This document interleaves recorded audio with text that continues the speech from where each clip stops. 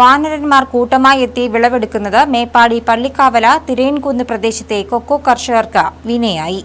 നീണ്ട ഇടവേളയ്ക്ക് ശേഷമാണ് കൊക്കോയ്ക്ക് സാമാന്യം ഭേദപ്പെട്ട വില ലഭിക്കുന്നത്.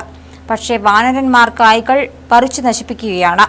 അവശേഷിക്കുന്ന കായ്കൾ മാത്രമാണ് കർഷകർക്ക് ലഭിക്കുക. 15ഓളം ആളുകളാണ് ഇവിടെ കൊക്കോ കൃഷി ചെയ്തിട്ടുള്ളത്. മേപ്പാടി പഞ്ചായത്തിലെ 4-ാം വാർഡിൽ ഉൾപ്പെട്ട പ്രദേശത്ത് തെറിയൻകുന്നിൽ ഏതാനും കർഷകരാണ് കൊക്കോ കൃഷി ചെയ്യുന്നത്. ഒരു മാസത്തിൽ തന്നെ പലതവണ ഇവിടെ കൃഷി വിളവെടുക്കാൻ കഴിയും. 1 കിലോഗ്രാമിന് 1000 മുതൽ 1200 വരെ കൊക്കോയ്ക്ക് ഇപ്പോൾ വില ലഭിക്കുന്നുണ്ട്. പക്ഷേ ഇതിന്റെ പ്രയോജനം കർഷകർക്ക് ലഭിക്കുന്നില്ല എന്നതാണ് ഇപ്പോൾ ഇവിടുത്തെ അവസ്ഥ. കൂട്ടമായി എത്തുന്ന കുരങ്ങന്മാർ ഇത് നശിപ്പിക്കുകയാണ് പതിവെന്ന് കർഷകർ പറയുന്നു. കൊക്കോയ്ക്ക് ഉയർന്ന വില ലഭിക്കുമ്പോഴും കർഷകർക്ക് വളരെ പ്രതിസന്ധി ഉയർത്തുകയാണ് കുരങ്ങന്മാർ. ഈ കുരങ്ങുകൾ കൂട്ടത്തോടെ വന്നിട്ട് കൊക്കോക്കായ പറിക്കുകയും അത് നശിപ്പിച്ചിടുന്ന ഒരു കാഴ്ചയാണ് ദിവസേന കാണാൻ പോകുന്നത്. ആളുകൾ പ്രതീക്ഷയോടെയാണ് ഈ വില ഉയരുന്ന സമയത്ത് കൊക്കോയിലേക്കൊക്കെ പ്രതീക്ഷ അർപ്പിച്ചിട്ടാണ് കർഷകരൊക്കെ ഉണ്ടായിട്ടുള്ളത്. ഈ വില ഉയരുന്ന സാഹചര്യത്തിലും കുരങ്ങന്മാർ കൂട്ടത്തോടെ വന്ന് ആക്രമിക്കുന്നത് കർഷകർക്ക് വളരെയധികം പ്രതിസന്ധിയാണ് ഉണ്ടാക്കിക്കൊണ്ടിരിക്കുന്നത്.